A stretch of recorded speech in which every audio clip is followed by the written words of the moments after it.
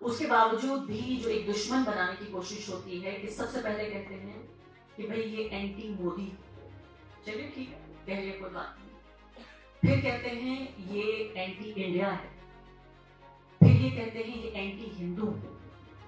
आप सोचिए, anti Modi, anti Hindu, anti India, यानी एक व्यक्ति ही पूरा देश बन गया।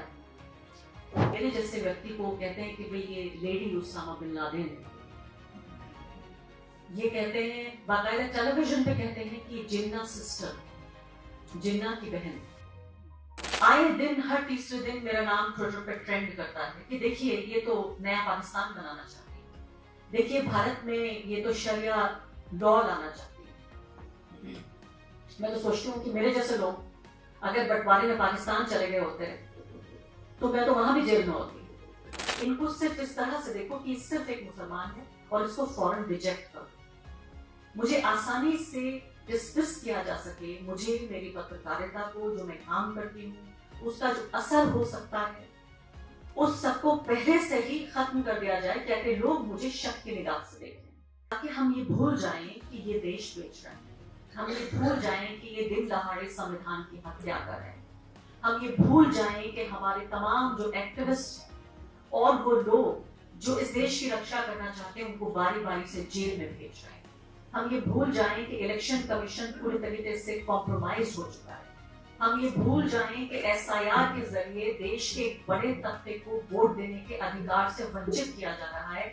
इसलिए ये पूछा जा रहा है कि आप अपनी कॉफी कैसे पीते हैं। जुल्म की बात ही क्या, जुल्म की औकात ही क्या, जुल्म की बात ही क्या, जुल्म की औकात ही क्या, जुल्म बस जुल्म है आगाज से अंजाम तलक।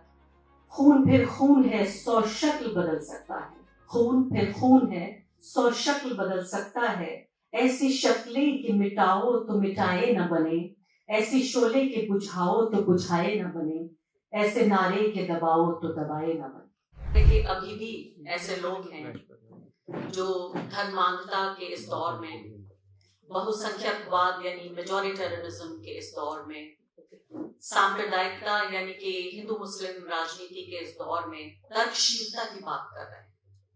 तो मैं बहुत हैरान हो जाती हूँ कि आप तो ऐसे लोग हैं कि जिनको अजायब घरों में रखा जाए, बिल्कुल जो रेयर स्पीशीज जिसे कहते हैं। तो मुझे लगा मुझे जाना होगा, मेरे लोगों ने मुझे पुकारा है।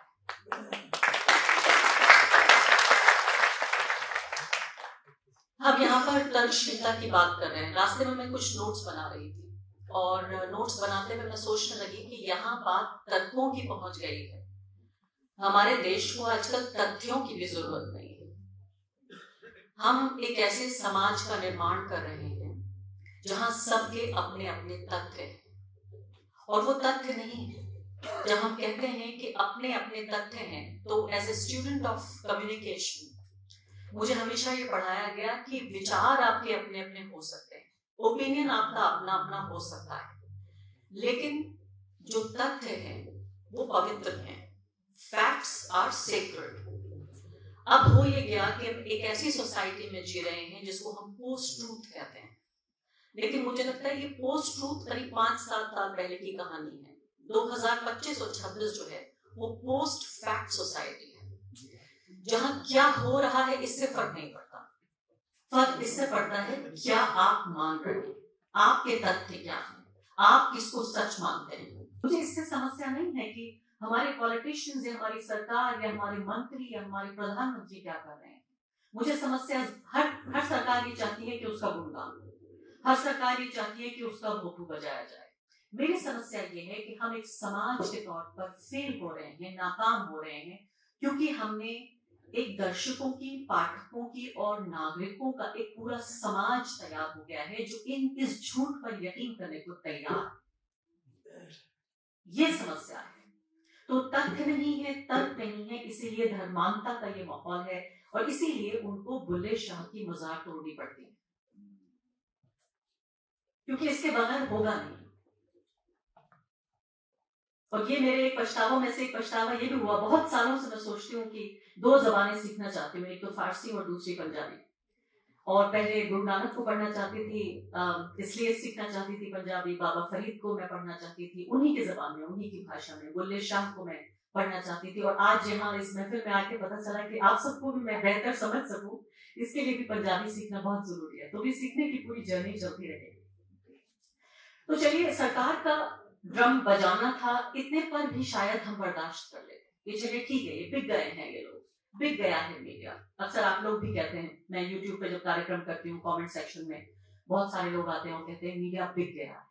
बिक जाता, इस पर भी मैं बर्दाश्त कर लेती, और शायद इतनी तकलीफ नहीं होती अगर ये मीडिया खुले तौर पर देश के खासकर सबसे कमजोर तबकों के खिलाफ हिंसा न फैलाती। पिछले 12 साल में देश के मुसलमानों के खिलाफ सबसे ज्यादा, ईसाइयों के खिलाफ, और कभी कभी जब मौका आता है तो सिखों के खिलाफ भी। हमेशा नहीं होता। हमेशा तो ये कहा जाता है कि भाई एक जो ग्रेटर हिंदू फैमिली है उसका हिस्सा है। हमेशा तो ये कहा जाता है कि एक बृहत्तर जो हिंदू समाज है उसका हिस्सा है सिख, क्योंकि जब तादाद की जरूरत पड़ती है इनको तो सिख अपने हो जाते हैं। और जब जरा सा भी सिख विरोध करता है इनकी नीति का तो फौरन देशद्रोही और खालिस्तानी हो जाता है। ये हमने देखा किसान आंदोलन के दौरान। तो इनका जो निशाना है, जैसे मैंने कहा कि ईसाइयों पर भी हमला करते हैं, दलितों को भी निशाना बनाते हैं, लेकिन एक क्लियर कट जो एनिमी है। देखिए, किसी भी बहुसंख्यकवाद की राजनीति को पनपने के लिए बहुत जरूरी है कि दुश्मन बनाए जाए, और उन दुश्मनों के चेहरे भी होने चाहिए। तो सबसे बड़ा जो दुश्मन समाज है वो है मीडिया में और खासकर पॉलिटिक्स में भी, वो है देश के मुसलमान। उसके अलावा दुश्मन है कांग्रेस पार्टी। इसका मतलब राहुल गांधी, सोनिया गांधी, खासकर कांग्रेस में भी तमाम लोग नहीं, कांग्रेस पार्टी में जिसे वो कहते हैं कि गांधी परिवार, वो सबसे बड़ा निशाना है। उसके बाद हमारी जो यूनिवर्सिटीज हैं वो दुश्मन है, जेएनयू दुश्मन है, एएमयू दुश्मन है, इसके अलावा जामिया दुश्मन है, इसके अलावा देश में जो कम्युनिस्ट हैं वो दुश्मन है। तो इन्होंने दुश्मनों के 5-7 चेहरे बनाए हुए हैं, और उसमें वो पत्रकार जो मेरे जैसे पत्रकार हैं वो भी दुश्मन है। आप सोचिए, अगर आप मुझे नहीं जानते हो कि मैं कौन हूं, मैं क्या पत्रकारिता करती हूँ, आपने मेरे कार्यक्रम नहीं देखे हो, या आप एक प्रगतिशील प्रोग्रेसिव थॉट प्रोसेस के ना हो और आप तर्कशील ना हो, इतना आसान है मेरे जैसे व्यक्ति से नफरत करना। एक ऐसा व्यक्ति जो, मतलब मैं ऊपर से नीचे तक कहीं से, तो पहली बात मेरा नाम जरूर आरफा है, इसमें तो मैं कुछ नहीं कर सकती, मैं पैदा हुई एक मुस्लिम घर में, लेकिन मुझे देख के तो आपको ये भी नहीं लगता कि मैं, जैसे अंग्रेजी में कहते हैं, wearing my religion on my sleeve, कि मैं गले में कोई तौक कोई माला डाल के घूमती हूँ, ये देखिए मुसलमान है। उसके बावजूद भी जो एक दुश्मन बनाने की कोशिश होती है कि सबसे पहले कहते हैं कि भाई ये एंटी मोदी है, चलिए ठीक है, कहिए, कोई बात नहीं। फिर कहते हैं ये एंटी इंडिया है, फिर ये कहते हैं ये एंटी हिंदू है। आप सोचिए, anti Modi, anti Hindu, anti India, यानी एक व्यक्ति ही पूरा देश बन गया है। एंटी मोदी होने का मतलब एंटी इंडिया होना है। मुझे मोदी जी की नीतियों से, राजनीति से समस्या है। कल को मोदी जी ना सही तो उनके कोई दोस्त, इधर वाले या उधर वाले, वो प्रधानमंत्री बनेंगे, वो ऐसी चीजें करेंगे, तो मेरा ये काम है, मैं उनका विरोध करूंगी अपनी पत्रकारिता के जरिए। मेरा ये न सिर्फ कि मेरी जिम्मेदारी है, मेरा ये धर्म है पत्रकारिता का, कि मैं विरोध करूं हर उस नीति का जो जन विरोधी हो, संविधान विरोधी हो, लोकतंत्र विरोधी हो, प्रगतिशीलता के खिलाफ हो, जेंडर जस्टिस के खिलाफ हो। तो आप ये सोचिए कि मेरे जैसे व्यक्ति को कहते हैं कि भाई ये लेडी उसामा बिन लादेन है, ये कहते हैं बाकायदा टेलीविजन पे कहते हैं कि जिन्ना सिस्टर, जिन्ना की बहन। तो इस तरह से दुश्मनों की तौर पर एक चिन्ह बनाए जाते हैं, और ये आसान होता है उन्हें मेरे जैसे लोगों को दुश्मन बना देना, क्योंकि पहली बात तो मुसलमान होना, दूसरे औरत होना। औरतों को तो उस जमाने में भी, जब हिंदू मुसलमान का झगड़ा नहीं होता था, तब भी उनको विचेस बना के लोग मार दिया करते थे। याद है आपको ये सब? और अभी की बात नहीं, कई सौ साल पहले की बात है, हमारे देश की भी बात नहीं है, पूरी दुनिया में ऐसा होता रहा है कि हमेशा जब भी एक औरत ने बोलना चाहा, जब भी उसका अपना कोई ओपिनियन हुआ और उसने इतनी हिम्मत की कि वो कह सके, उसका कोई भी पब्लिक एग्जिस्टेंस तो पहले से ही गुनाह है, और उस पर वो सम्मान भी हो, और उस पर वो देश के सबसे ताकतवर लोगों को चुनौती दे रही हो। तो इस तरह की चीजें कह के और करके, तो एक तरफ मैं आपको बता रही हूँ एक ऐसा मीडिया जो पूरी तरीके से इनका ढोल बजा रहा है, और दूसरी तरफ 2, 4, 6 बचे हुए लोग, जिसमें मेरे जैसे लोग भी शामिल हैं। मैं एक बहुत छोटा अदना सा एक चेहरा हूँ, लेकिन बार बार ये लोग मुझे याद दिलाते हैं कि मेरे काम में बड़ा असर है, क्योंकि इतना हमला करते रहते हैं कि अगर असरदार नहीं होता मेरा काम तो इतनी एनर्जी लगाने की इनको जरूरत नहीं पड़ती।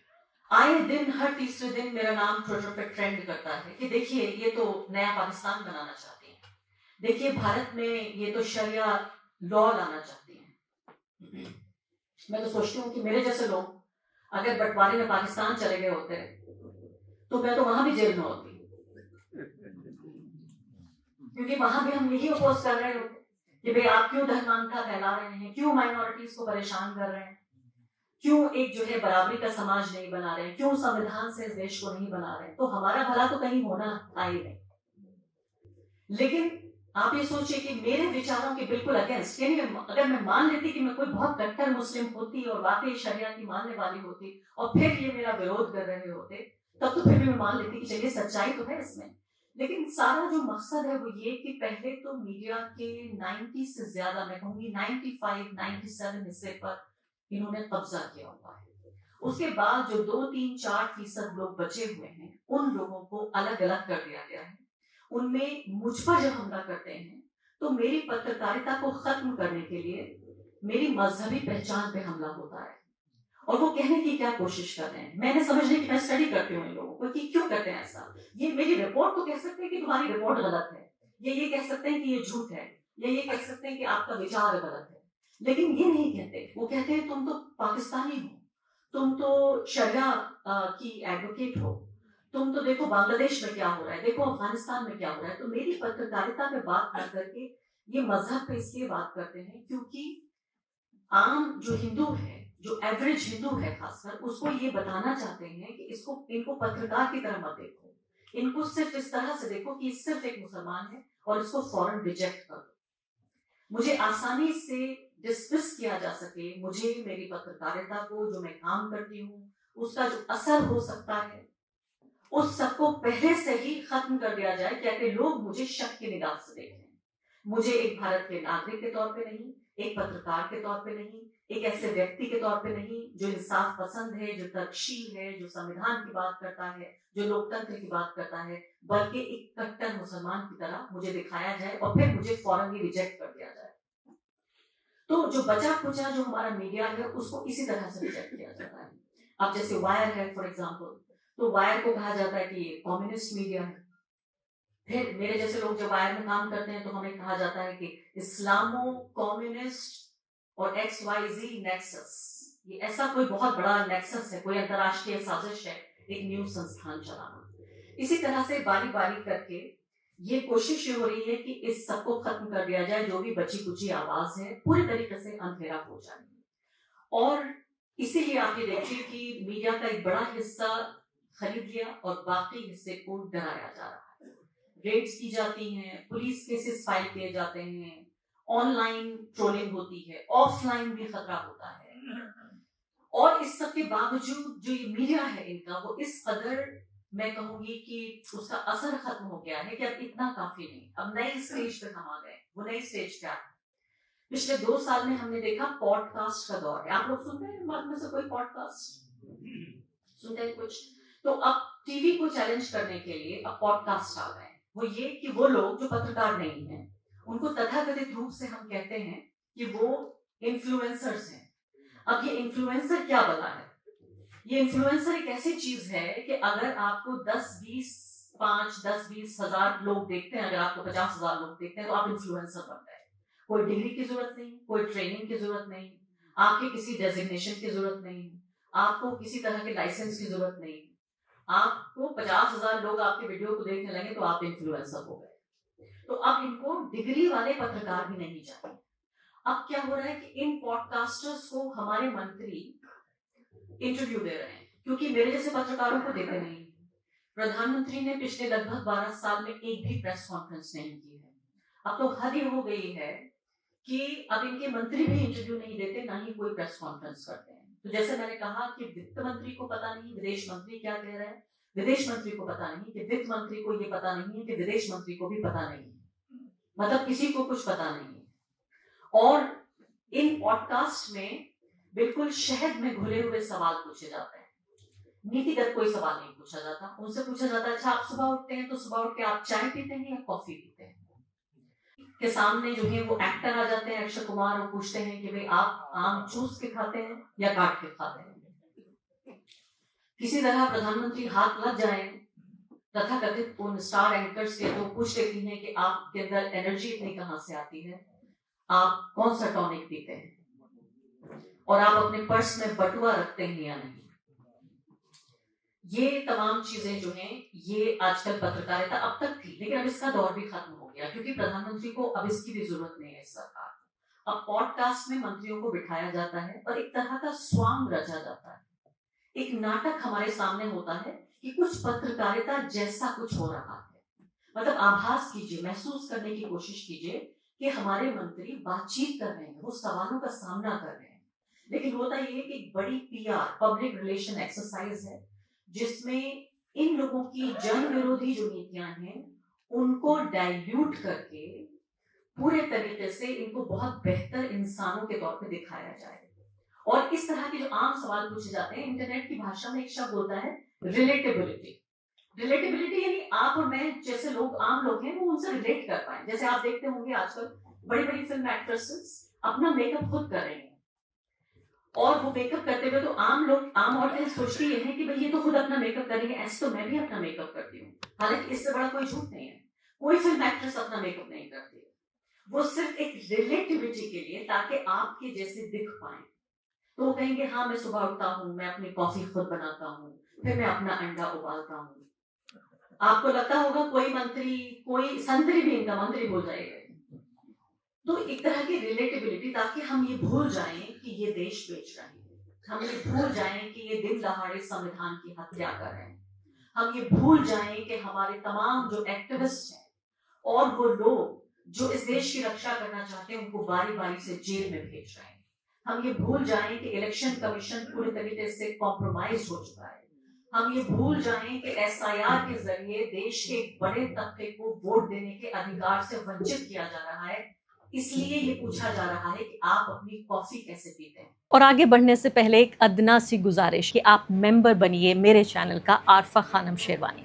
अगर आप मेंबर बनते हैं, आपके समर्थन से आप मेरा हाथ मजबूत करेंगे, इतना मजबूत कि मैं सत्ता का कॉलर पकड़ के सवाल पूछ सकूंगी और जो हमारे समुदाय में हाशिए के जो तबके हैं उनकी आवाज़ उठा सकूंगी। आप यकीन जानिए, आपका एक छोटा सा सहयोग मेरे लिए इतना बड़ा होगा जिसके लिए आप अंदाजा भी नहीं लगा सकते।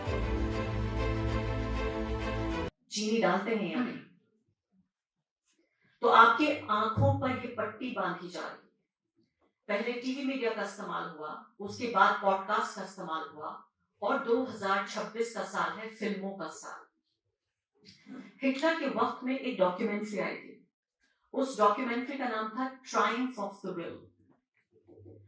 उस डॉक्यूमेंट्री को माना जाता है कि वो मास डिस्ट्रैक्शन का एक ऐसा हथियार था कि पूरी दुनिया में उसकी मिसाल दी जाती है कि हिटलर को बहुत बड़ा नेता बनाने में जर्मन लोगों के सामने उस डॉक्यूमेंट्री का हाथ था, और दूसरे यहूदियों को जर्मनी का सबसे बड़ा दुश्मन बनाने में।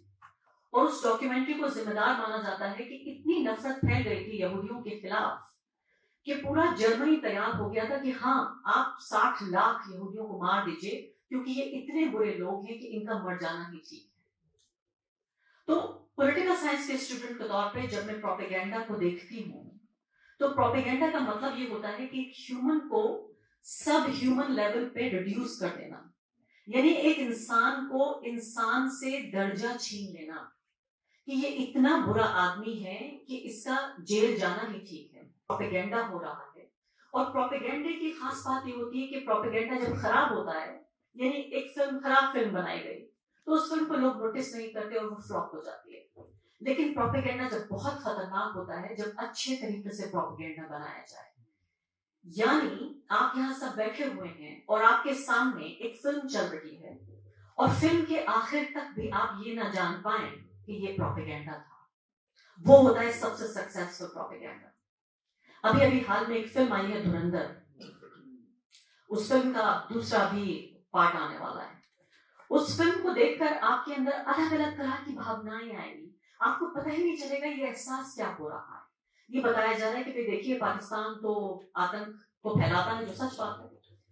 पाकिस्तान जो है वो भारत विरोधी देश है, उनकी सरकार, उनकी आर्मी, ISI, ये भी सच बात है। आप कहेंगे इसमें क्या हर्ज है?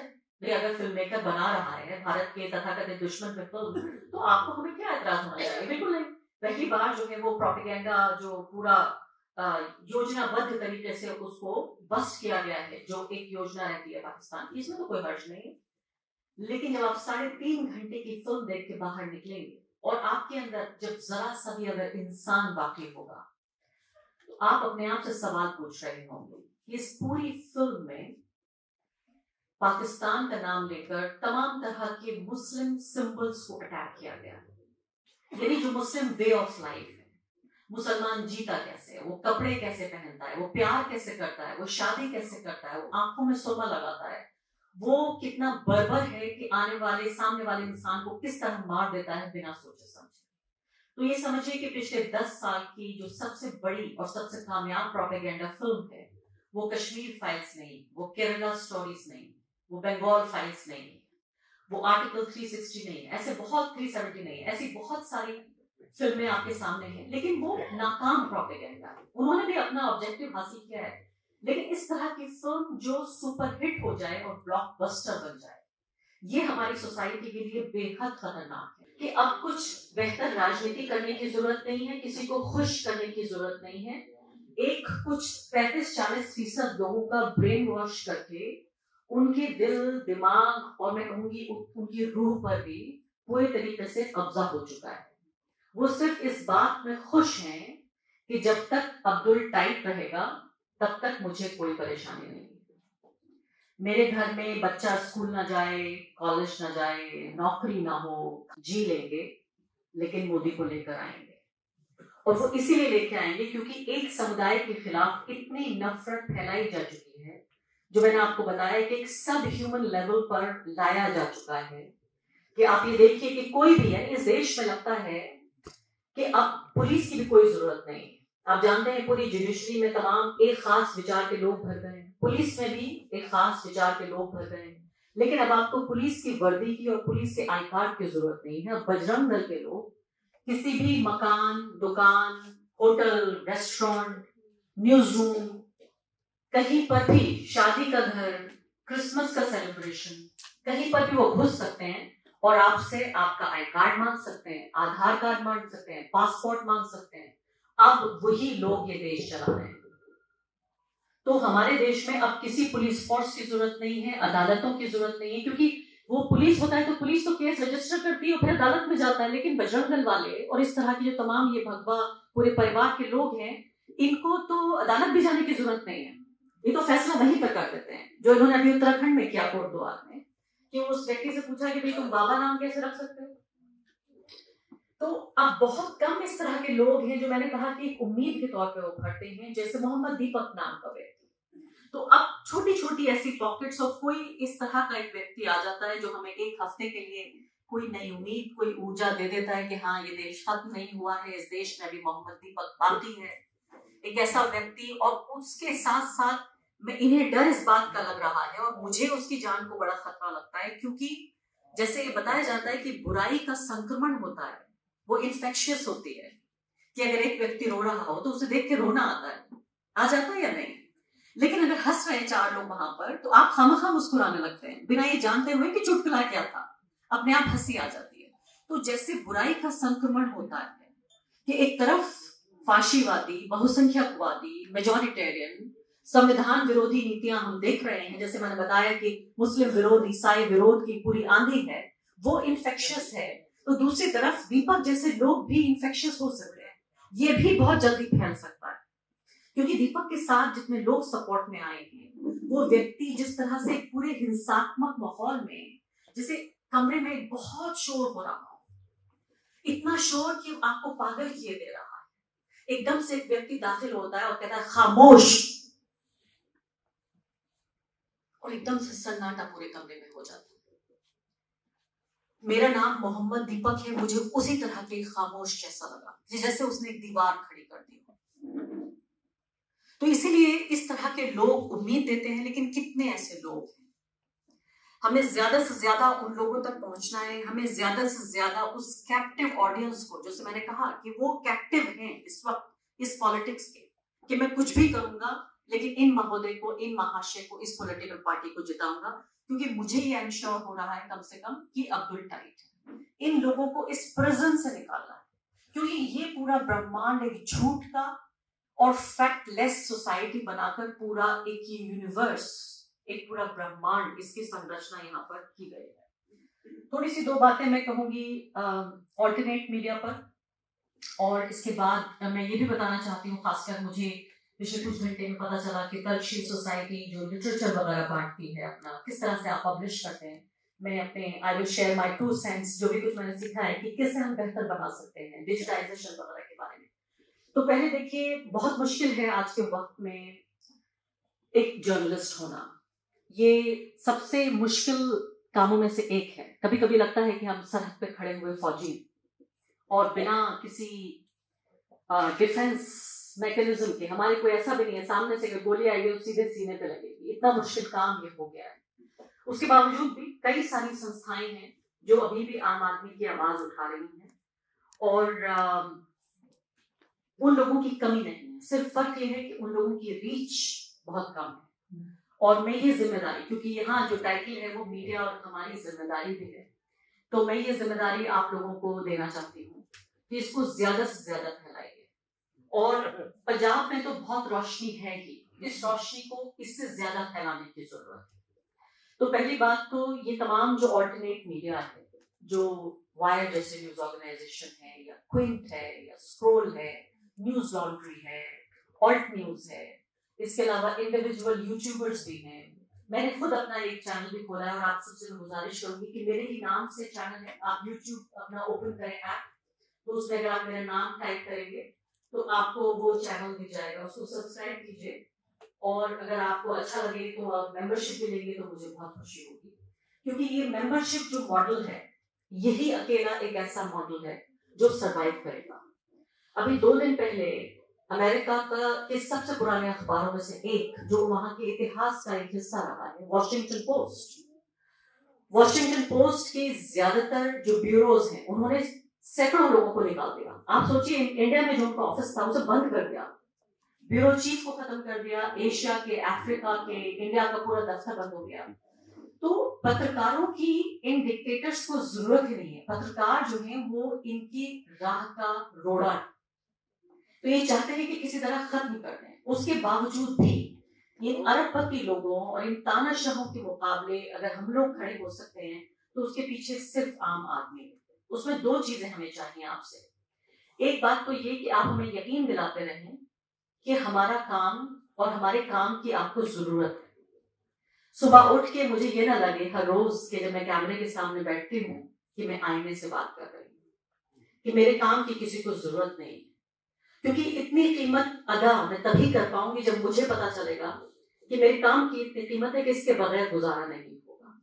तो एक तो अहम बात यह है कि सपोर्ट, और जब मैं कह रही हूँ तो मैं रिप्रेजेंट कर रही हूँ जो हमारा ये ऑल्टरनेट मीडिया का यूनिवर्स है, जिसमें कुछ न्यूज ऑर्गेनाइजेशंस हैं और कुछ यूट्यूबर्स हैं। हम छोटे हैं, हमारी तादाद कम है, लेकिन हमारा असर बहुत है, क्योंकि अगर हमारा असर नहीं होता तो तमाम ये एजेंसीज हमारे पीछे नहीं दौड़ा रहे होते। तो एक तो हमें यकीन दिलाइए कि हमारे काम की आपको जरूरत है, और दूसरी बड़ी बात कि जो भी आपकी स्ट्रेंथ है फाइनेंशियल, उसके जरिए हमें सपोर्ट कीजिए, क्योंकि हर चीज के लिए आप ये देखिए फाइनेंशियल सपोर्ट बहुत ज्यादा जरूरी है। और मेंबरशिप के थ्रू आप इंडिविजुअल जर्नलिस्ट को भी सपोर्ट कर सकते हैं, और आप न्यूज ऑर्गेनाइजेशंस को भी सपोर्ट कर सकते हैं। और एक सीधा फॉर्मूला ये है कि जो पैसे देता है जवाबदेही उसके लिए होती है। ये टीवी चैनल इसलिए जवाबदेही इनकी सरकार के लिए है, क्योंकि सरकार सबसे बड़ा एडवर्टाइजर। आप जानते हैं ये बात, आज की तारीख में भारत में, हिंदुस्तान में सबसे बड़ा एडवर्टाइजर कौन है? भारत की सरकार। तो इसलिए जो पे करता है उसको सर्व किया जाता है, जहां से पैसा आ रहा है वो सर्व हो रहा है। मैं ऐसे भी लोगों को जानती हूँ जो 50 रुपए महीना, छत्तीसगढ़ की एक लड़की ने कमेंट सेक्शन में, मैंने उसका कमेंट पढ़ा, उसने कहा कि मेरे स्कूल में पिछले 3 दिन से ये समस्या आ रही है, मैं अपने स्कूल की जो मुझे पॉकेट मनी मिलती है उससे आपको 50 रुपए मैं देती हूँ, मेरी खबर अभी तक दिखाई क्यों नहीं? तो आप ये सोचिए कि कॉलर पकड़ के हमारा वो लड़की जो 50 रुपए महीना पे करती है वो जवाबदेही मांग रही है। तो उसमें सबसे बड़ी बात तो ये है कि हम भी जवाबदेही फील करेंगे। दूसरी बात, आप हमें हर तरीके से मजबूत करेंगे, तो ये जिम्मेदारी मैं आपको देना चाहती हूँ। कोई जबरदस्ती नहीं है, जोर नहीं है, आपकी मर्जी है, लेकिन चूंकि जिम्मेदारी की बात आई है तो मैं इसलिए कहना चाहती हूँ। दूसरी बात, मैं तर्कशील सोसाइटी के लिटरेचर के बारे में कहना चाहती हूँ कि किताबें तो आप जरूर छापिए, किताबें तो बहुत अहम है, हमारे इतिहास का एक हिस्सा भी है, क्योंकि किताब जो है एक ट्वीट है उसको डिलीट किया जा सकता है, इंस्टाग्राम के अकाउंट को ब्लॉक किया जा सकता है, यूट्यूब के वीडियो को ब्लॉक किया जा सकता है, उसे डिलीट भी किया जा सकता है, लेकिन किताबें तो 100 साल बाद भी पढ़ी जाएंगी, वो तो बहुत जरूरी है। लेकिन जो नई चीज जो करना आज की तारीख में, बल्कि मुझे लगता है लेट हो चुकी है तर्कशील सोसाइटी पहले की, वो ये है कि आपको डिजिटल होना पड़ेगा। अब 90% से ज्यादा लोग, यानी अभी भी मेरे प्रोग्राम जो लोग देखते हैं उनमें से 90% से ज्यादा लोग अपने मोबाइल पे देखते हैं, कुछ लोग अपने टीवी पर कनेक्ट करके देखते हैं, कुछ अपने कंप्यूटर्स पे देखते हैं। आजकल रिक्शा चलाने वाले से लेकर जो दिहाड़ी मजदूर है उस तक के पास मोबाइल फोन है, लेकिन रिक्शा चलाने वाला और दिहाड़ी मजदूर किताबें नहीं पढ़ता। तो एक तो वो लोग हैं जो किताबें अफोर्ड नहीं कर सकते और पढ़ना नहीं जानते, और दूसरे वो लोग हैं जो पढ़ना नहीं चाहते। तो इन दोनों लोगों तक कैसे पहुंचा जाए? इन दोनों लोगों तक तर्कशीलता और तर्कशील सोसाइटी को और इस रोशनी और उम्मीद को पहुंचाने के लिए बहुत जरूरी है कि सोशल मीडिया पे प्रेजेंस बननी चाहिए। जैसे मैं आपको एग्जांपल देना चाहती हूँ, आजकल 500 वर्ड का भी कोई आर्टिकल नहीं पढ़ना चाहता।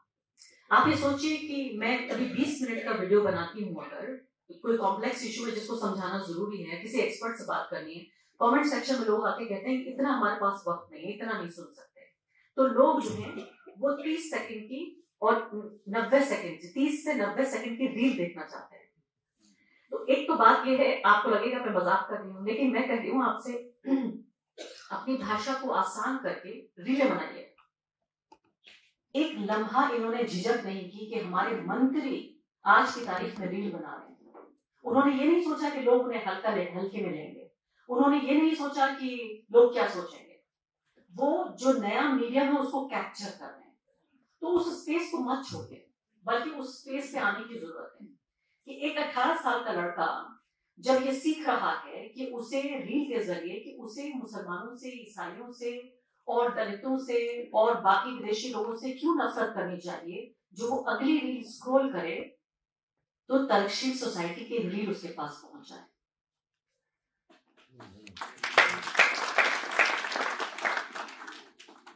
और जिसमें वो एक लम्हे के लिए अगर रुक गया और वो ये मान गया 90 सेकंड में अगर कि उसे तर्कशील क्यों होना चाहिए, और बहुत सारे तर्कशील लोग हो सकता है हो और हमें पता ना हो, और इनके जरिए हम उन्हें एक प्लेटफॉर्म तक लेकर आए। तो मेरा भी ये जो दूसरा प्लेटफॉर्म बनाने का मकसद था वो भी यही था कि सोशल माध्यम के जरिए, क्योंकि न्यूज जो है वो ज्यादातर उन लोगों तक पहुंचती है जो न्यूज के कंज्यूमर्स हैं, लेकिन मैं उन लोगों तक भी पहुंचना चाहती थी जो रोज न्यूज नहीं देखते। तो एक सोशल माध्यम से उन तक पहुंचने के लिए, इसलिए वायर के साथ साथ मैंने अपना भी जानना शुरू किया। मैंने ये नहीं सोचा कि लोग क्या सोचेंगे, लोग सोचेंगे नहीं, लोग तो देखेंगे, तो इसलिए हमें रील बनानी पड़ेगी। दूसरी बात, इंस्टाग्राम के स्पेस को आप कैप्चर कीजिए, उसमें पोस्ट कार्ड्स बनाइए। मैं आपको एग्जांपल देना चाहती हूँ, प्रेमचंद, एक बहुत प्यारा प्रेमचंद का इंस्टाग्राम हैंडल है, उसमें वो सिर्फ 4 लाइन लिखते हैं। उस 4 लाइनों में लिखते हैं कि प्रेमचंद ने क्या क्या कहा, तो बड़ा आसान होता है कि प्रेमचंद की किताब खरीद के पढ़ना, उससे अच्छा ये कि 4 हमने पढ़ लिया खाली। तो पोस्ट कार्ड्स उसके जरिए आप 1 के बजाय 5 भी बना सकते हैं, 10 भी बना सकते हैं। तो सबसे पहले जैसे ही वो स्क्रॉल कर रहा है, सबसे पहले लिखा हुआ आ रहा है आपको तर्कशील क्यों बनना चाहिए, और तर्कशील भी नहीं, मैं तो कहती हूँ इसमें और हमें वोकैबुलरी से थोड़ा सा एक्सपेरिमेंट करना होगा, जिसमें कोई जरूरी नहीं है कि आप तर्कशील ही करें। कोई आसान शब्द ढूंढिए, 1 नहीं 4 अलग अलग शब्द ढूंढिए, जिससे उनके इमेजिनेशन को कैप्चर किया जा सके। क्योंकि तर्कशील भी भारी भरकम शब्द है, तो कोई आसान सा शब्द हो, उस शब्द पे उसके इर्द गिर्द रीलें बनाइए, इंस्टाग्राम पोस्ट कीजिए, ट्विटर पे पोस्ट कीजिए, फेसबुक लाइव कीजिए। ये तमाम चीजें आपको करनी पड़ेंगी। तो डिजिटाइज करना पड़ेगा हमें अपने माध्यमों को, और जो नए माध्यम हैं उनसे हमें सीखना पड़ेगा, सिखाना पड़ेगा, और हमें इस रोशनी और उम्मीद को हमें आगे तक फैलाना पड़ेगा। और साहिर लुधियानवी की गजल का ये, जब भी अक्सर बहुत उम्मीद मैं खो रही होती हूँ, तो मुझे पोइट्री ही ऐसी चीज है जो मुझे सहारा देती है। जो मैंने कहा कि मैं गुरु नानक को पढ़ना चाहती हूँ, बाबा फरीद को पढ़ना चाहती हूँ, तो सिर्फ इसलिए नहीं था कि मैं पंजाब आई हूँ और इसलिए ऐसा कह रही हूँ। ये बात सच है कि मैं अपने बुजुर्गों और वो लोग जिन्होंने हमसे मुश्किल हालात देखे और उन्होंने कैसे उस वक्त को जिया और कैसे इस वक्त तक हमें यहाँ लेकर आए, मैं सीख लेने के लिए वापस लौटती हूँ, किताब के पन्ने पलटती हूँ। साहिर लुधियानवी ने कहा कि जुल्म फिर जुल्म है, बढ़ता है तो मिट जाता है। जुल्म फिर जुल्म है, बढ़ता है तो मिट जाता है। खून फिर खून है, टपकेगा तो जम जाएगा। खाके सहरा पे जमे या कफे कातिल पे जमे, फर्क इंसाफ पे या पाए सलासिल पे जमे, तेगे बेदाद पे या लाशे बिस्मिल पे जमे, खून फिर खून है, टपकेगा तो जम जाएगा। जुल्म की बात ही क्या, जुल्म की औकात ही क्या, जुल्म की बात ही क्या, जुल्म की औकात ही क्या, जुल्म बस जुल्म है आगाज से अंजाम तलक। खून फिर खून है, 100 शक्ल बदल सकता है। खून फिर खून है, 100 शक्ल बदल सकता है।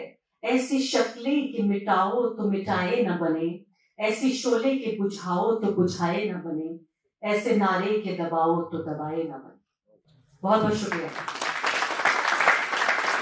हमें बस ऐसे नारे और ऐसे शोले ही चाहिए जो दब न सके और बुझ न सके। शुक्रिया।